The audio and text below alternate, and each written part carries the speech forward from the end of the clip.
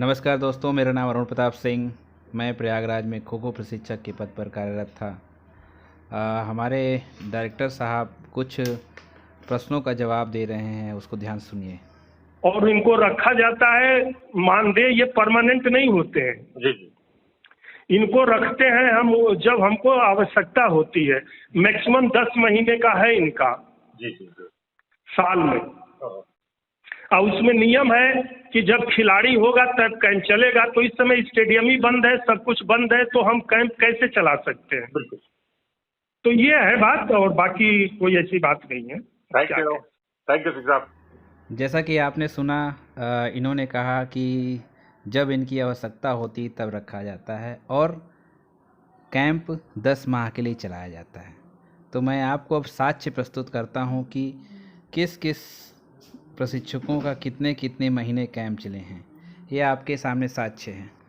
जैसा कि इसमें दिखाई दे रहा है, 1/8/2013 से 31/1/2014 तक, इसका मतलब सिर्फ 6 माह कैंप चले हैं। चलिए अब दूसरे साल देखते हैं कि कितने माह कैंप चले हैं। 10/7/2014 से 29/2/2015 तक, यानी कि कुल मिला के 8 माह कैंप चले हैं। आइए अब तीसरे वर्ष देखते हैं। तीसरे वर्ष तो भाई कमाल ही हो गया। 11/11/2019 से 25/3/2020 तक कैंप चले और कुल मिला के 5 माह ही कैंप चलाए गए।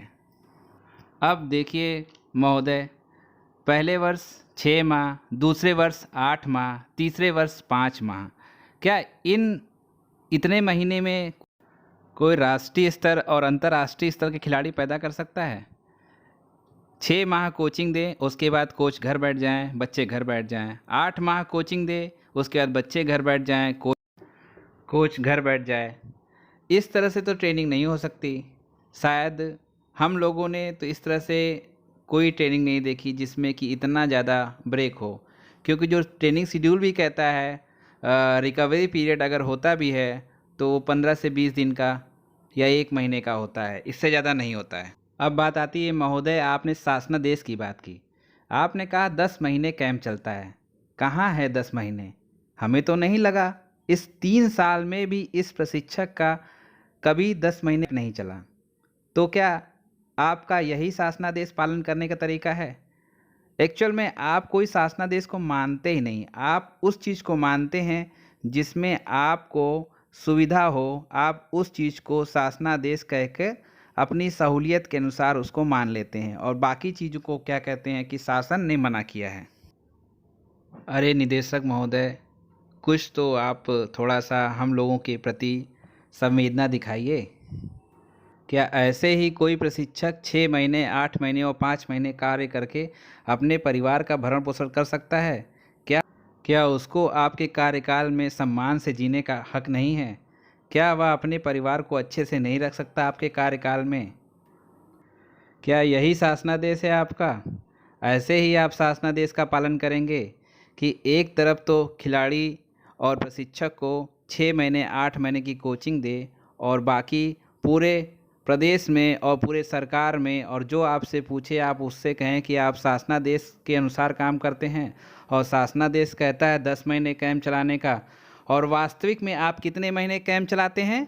6 से 7 महीने रेशियो निकाला जाए तो। ऐसे तो खेल का भविष्य यूपी में चौपट ही मान के चलना चाहिए हम लोगों को, और ऐसा ही प्रतीत भी हो रहा है आपके कार्यकाल में।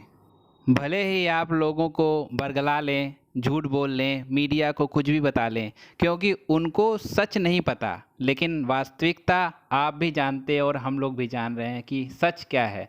सच ये है कि आपने कभी किसी शासनादेश को माना ही नहीं, और शासनादेश के आड़ में आपने सिर्फ और सिर्फ अपने सुविधा अनुसार काम किया है और बजट का इधर उधर किया है। यदि देखा जाए तो जो ये कैंप 6 महीने, 8 महीने, 5 महीने चले हैं, इसका जो भी पैसा बचना चाहिए था वो सरकार को वापस जाना चाहिए था, लेकिन मुझे नहीं लगता कि वह सरकार को वापस गया होगा। वह किसी और मद में खर्च हो गया है। ये जांच का विषय है। इन्हीं शब्दों के साथ मैं अपनी वाणी को विराम देता हूं और एक बहुत बड़ा प्रश्न छोड़ के जा रहा हूं आपके लिए और हमारे पत्रकार भाइयों के लिए, कि वह इस प्रश्न को ज़ोर शोर से उठाएं कि ये जो बचा हुआ पैसा है वो कहाँ जाता है और क्यों जाता है। अगर बचा पैसा है तो सरकार के खजाने में वापस जाना चाहिए। धन्यवाद।